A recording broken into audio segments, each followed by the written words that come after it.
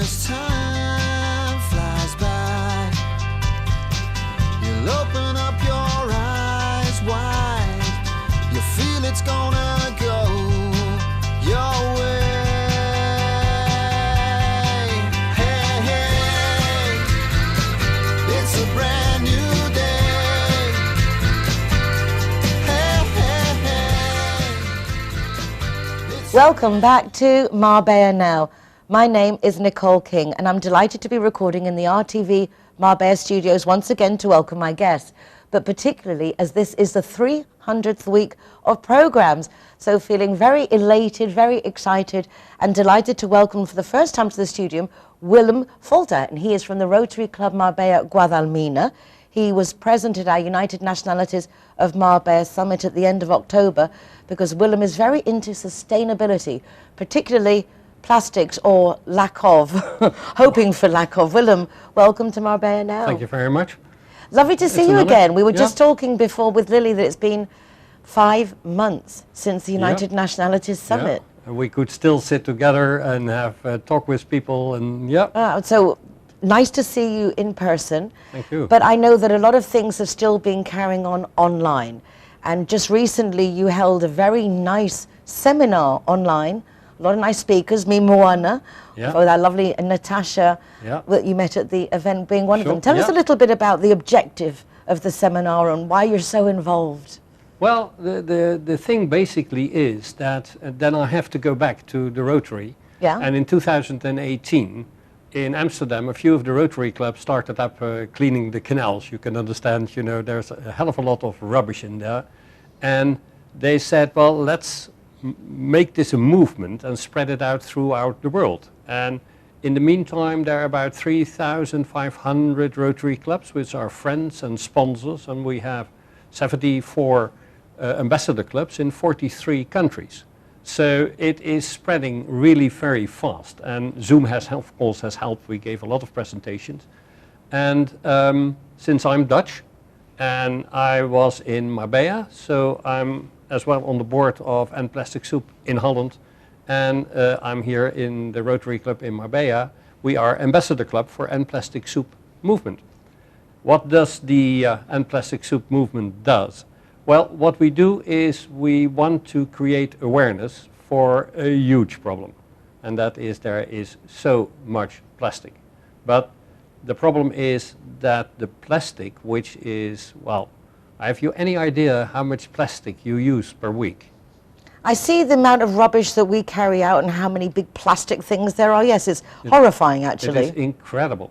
I think there are 1.2 million plastic bottles being manufactured every minute in the world. There are staggering figures. I think there is 18 billion tons of plastic being made every year. And the biggest problem is that only between, the figures differ a little bit, between 9 and 14% of this plastic is recycled. And the rest is, well, part of it is, of course, is being burned. Part of it is, it is dumped, it is in the waste.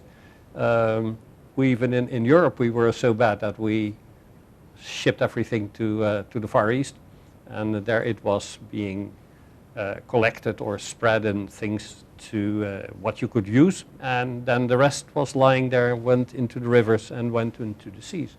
How irresponsible of us. Yeah, well, the point is that, interesting enough, the people over there, they make money out of it by getting all the plastic out of this huge belts, which you can recycle.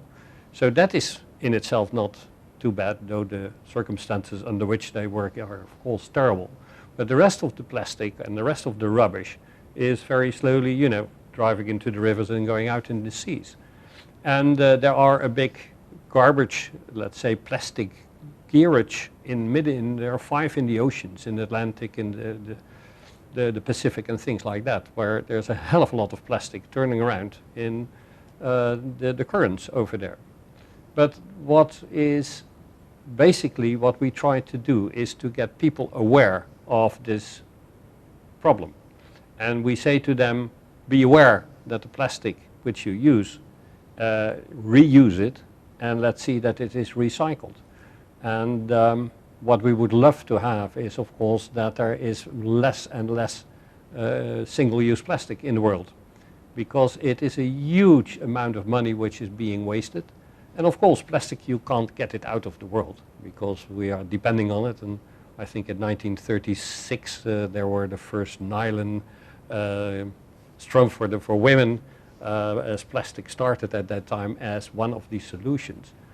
However, so that's what we do as the Rotary clubs all over the world. So we create the awareness, we do actions. So a little bit like Natasha with Me Moana, cleanups and the beaches, we do that as well. So we join her this Saturday.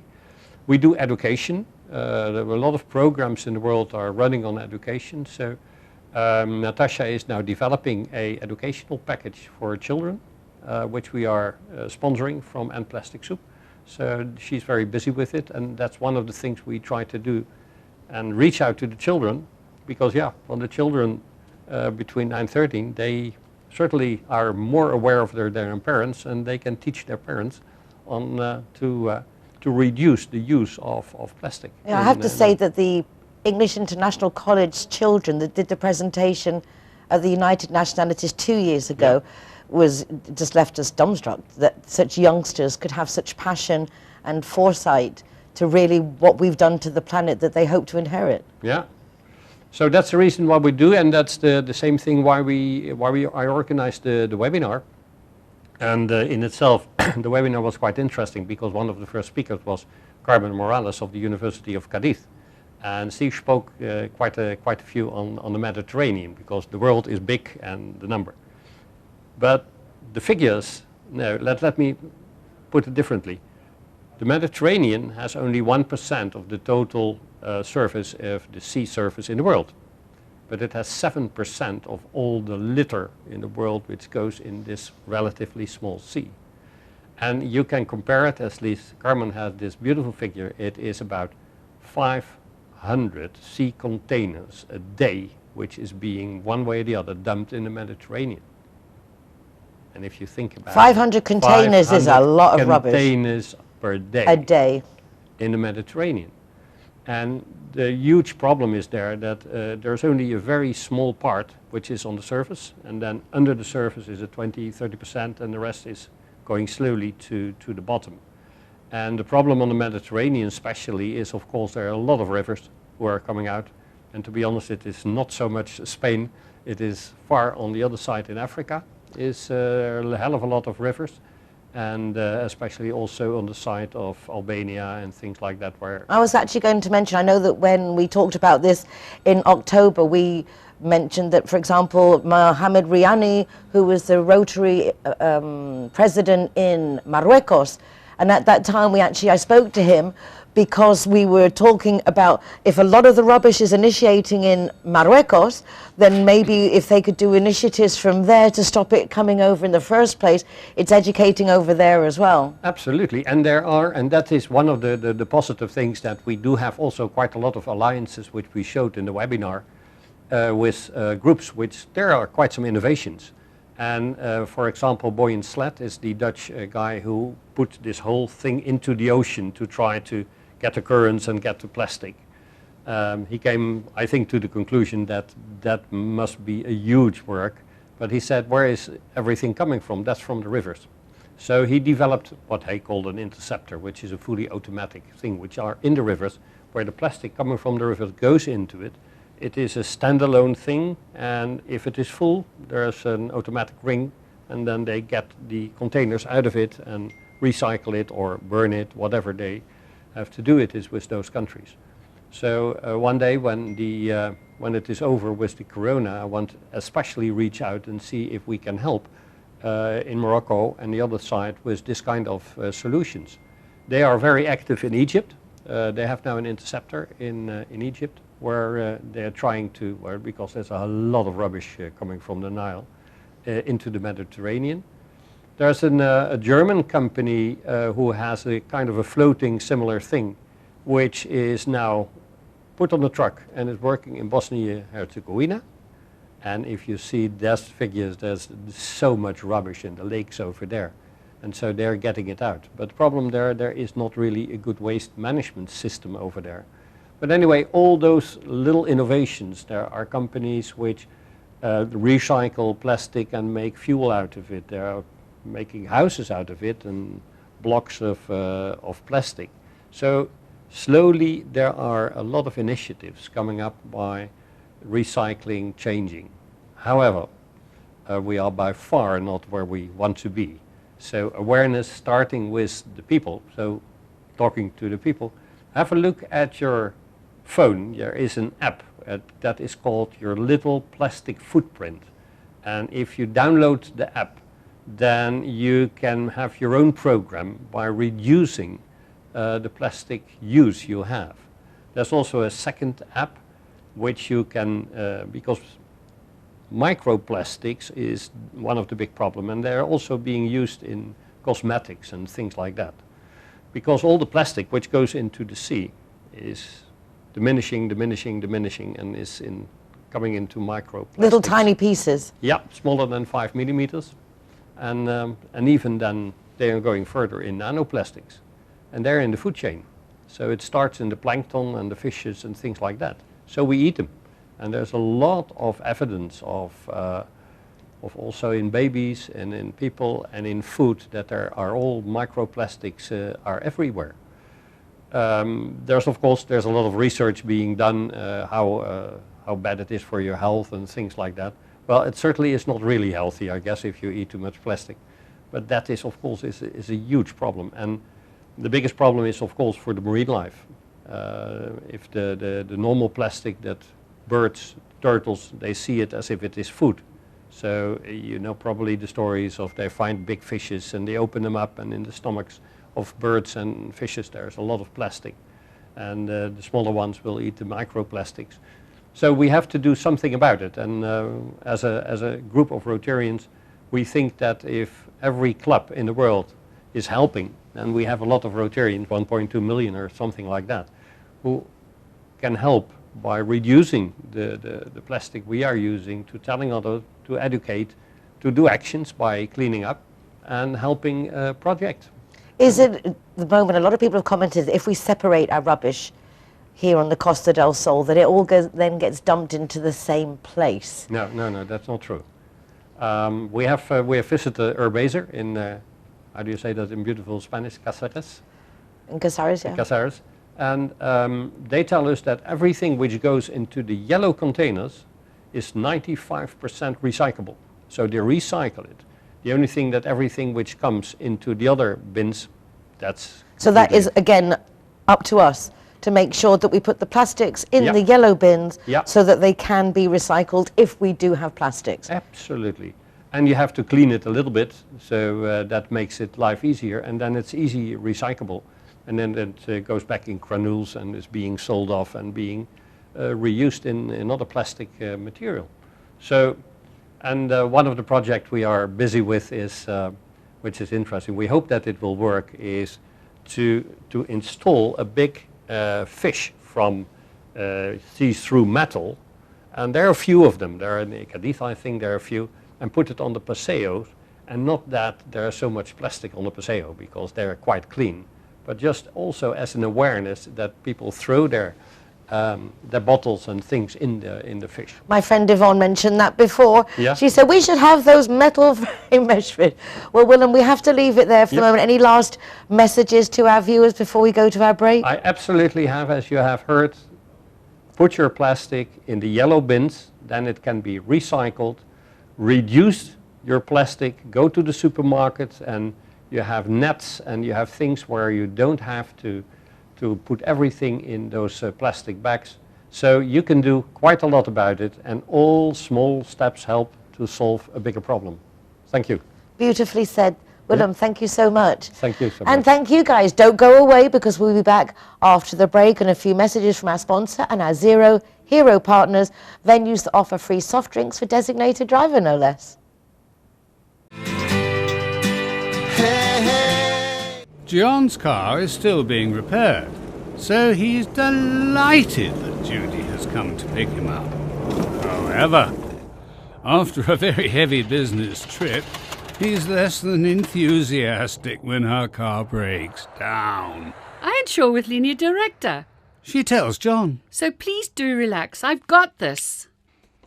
And she had. The taxi was there in no time. Her car safely towed for repairs and a courtesy car readily available.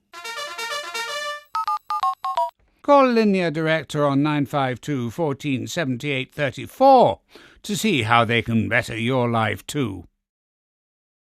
Judy likes to consider herself a clever young woman, which is why she thought very carefully before choosing her insurance company.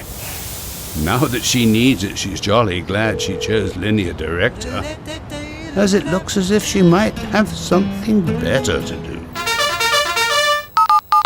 Why don't you be clever, like Judy? Call Linear Director on 952 14 78 34 and see which policy is best for you.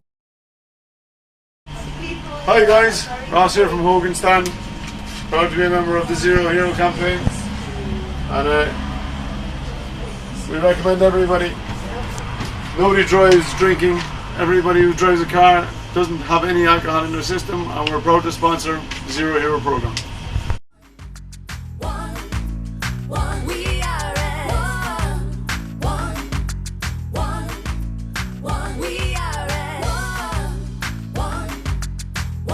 Our welcome Zero Heroes. Come and visit us.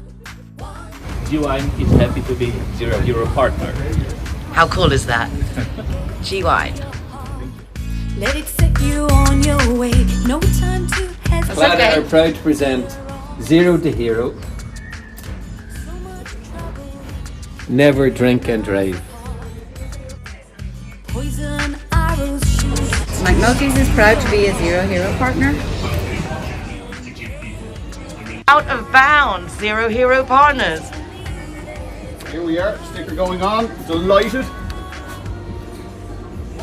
to welcome everybody and to be part of the Zero Hero campaign. Delighted. Zero Heroes, welcome here at the Gaucho de Barón. We are at one.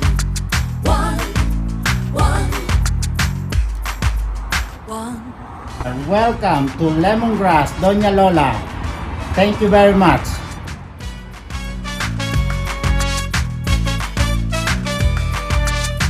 Let the feeling into your soul. Zero Hero, welcome to Portofino, Cabo Pino. There'll be no trouble. Hi guys, Kazatua is proud to welcome the Zero Heroes. So come on in and enjoy free soft drinks for anyone who is the designated driver. Thank you, Nicole.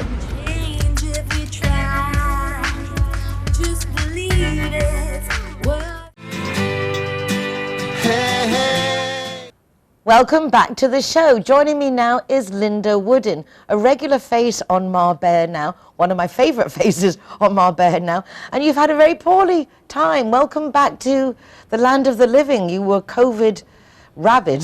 I mean, you had a really bad time, and James as well, I understand. Yes. Very, very nice to see you, first of all. Yes, lovely to see you. Because Hello, everyone Linda. was looking forward to a double funeral, I gather.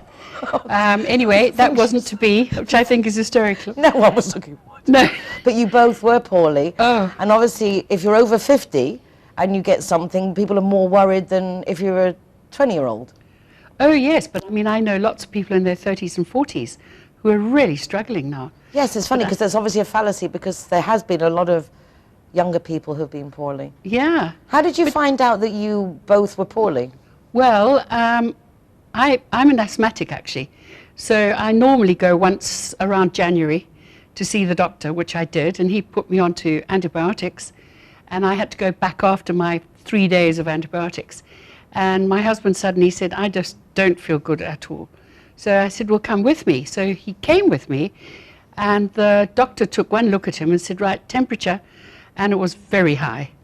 And he said he was just feeling absolutely awful. So he was immediately rushed off to Clinica del Rio, which is where we were.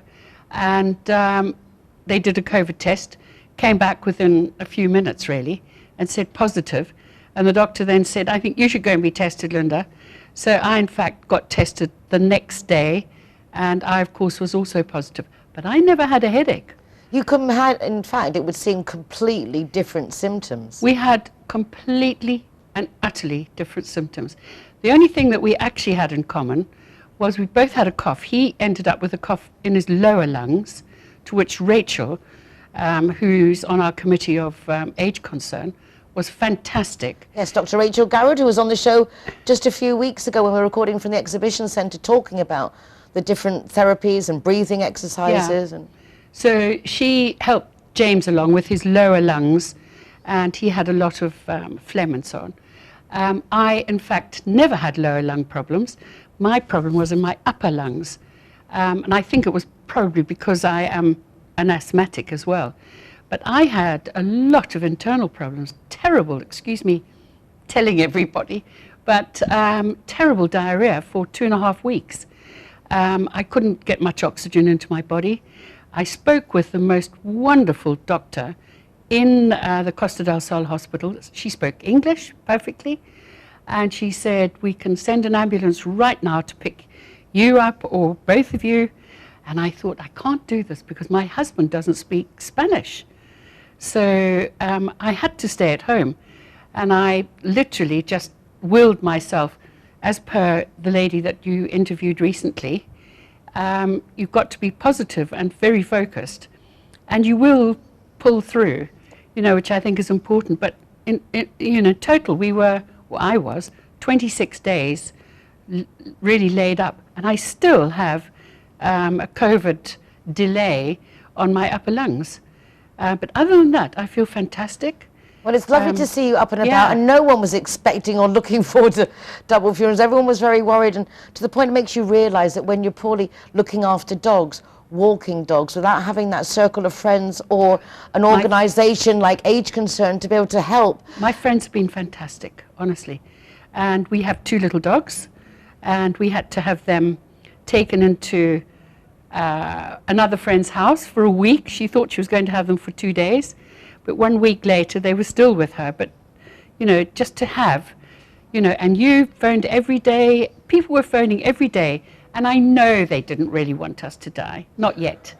No, not for a long time. You're way too knowledgeable. You know too many people. Your life has been around, you were a big buyer for a major department store in South Africa. Yeah. But tourism has always been... Bazaars, yeah. Has been always a big fan of travelling. You love going all around the world, but you love sharing your knowledge with other people. How do you feel about the shutdown of worldwide tourism? Well, you know, latterly for 19 or 20 years, I was in London promoting tourism into Latin America, Africa, India, and the Indian Ocean Islands, all emerging markets.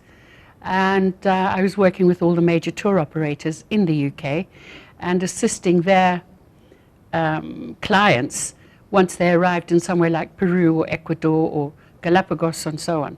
So for me, it's been very, very sad to see so many companies, medium to small in particular, that rely on tourism coming in from Europe, basically, and it's just shut off now, and they've had to shut down.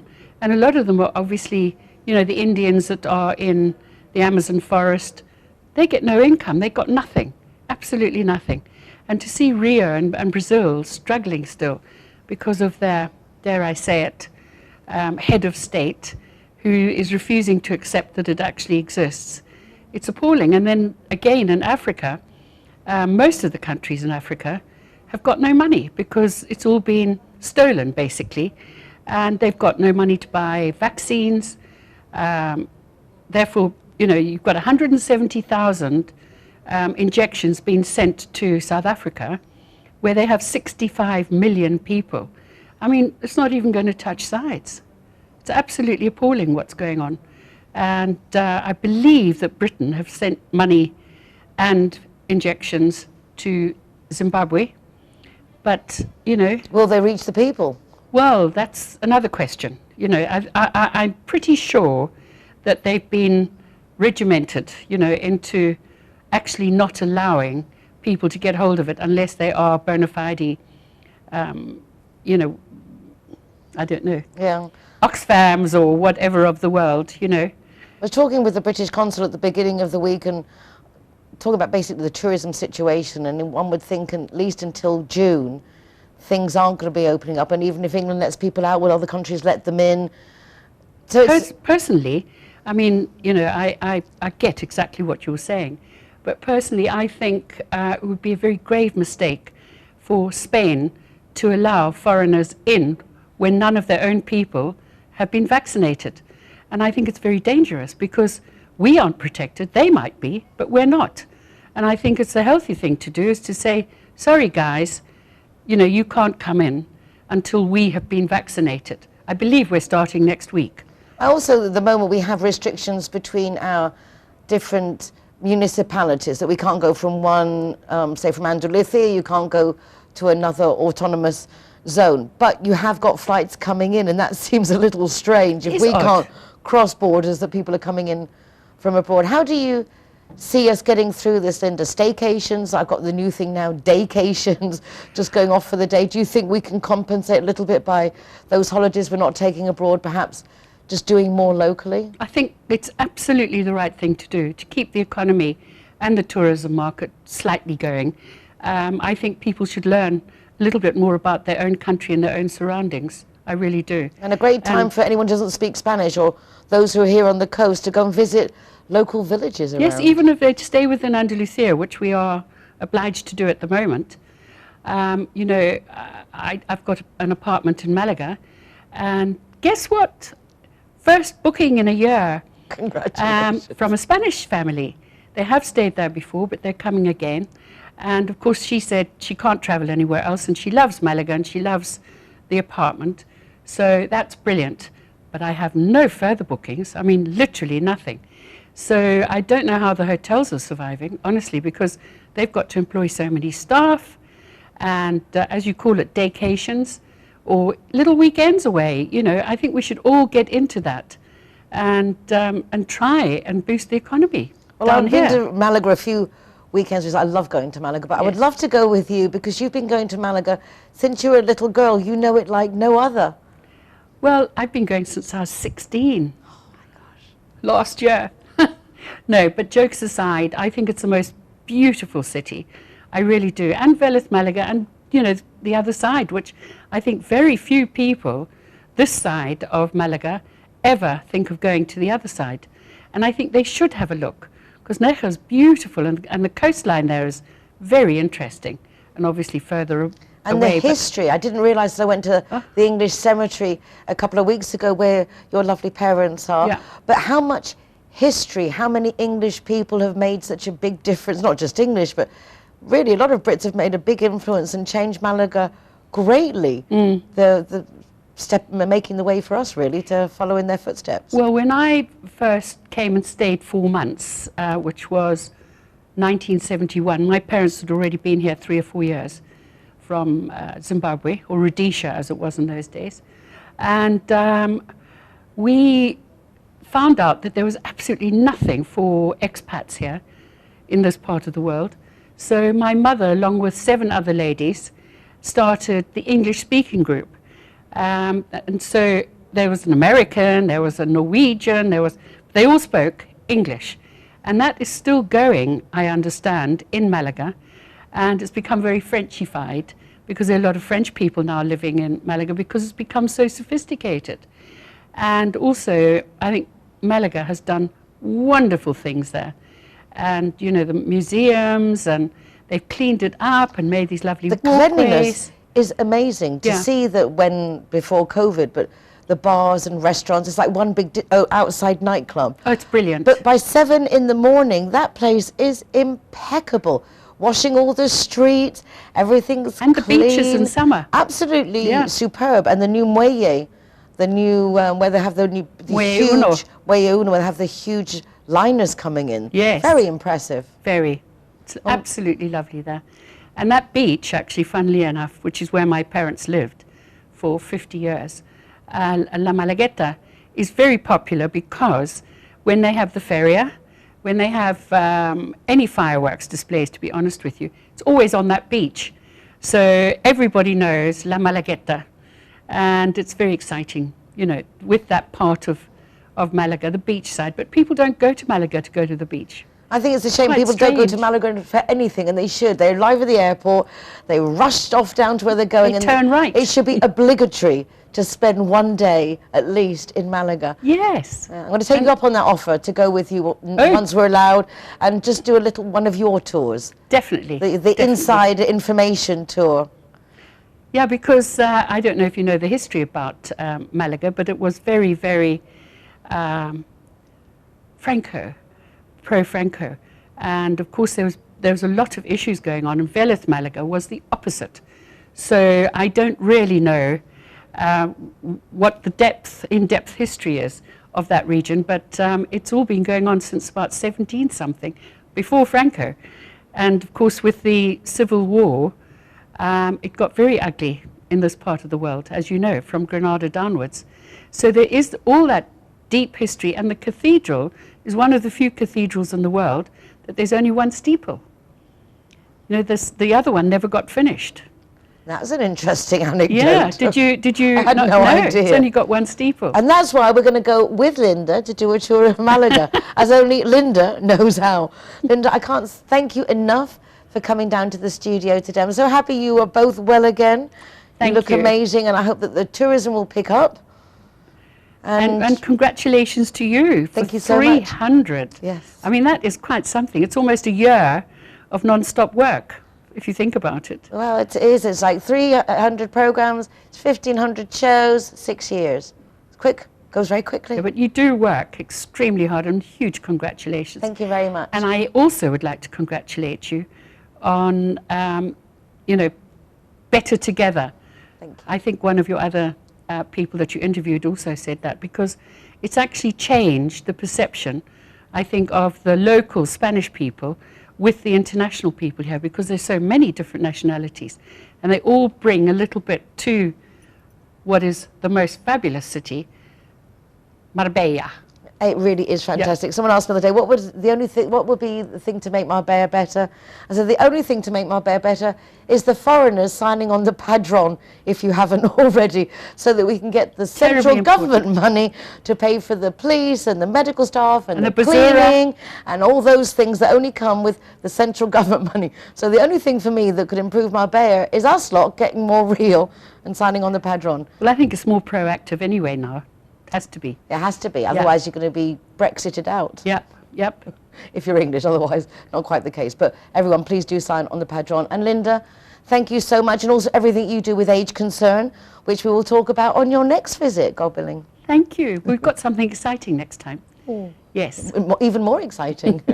And that's it for me today as well. Linda Woodin, thank you very much.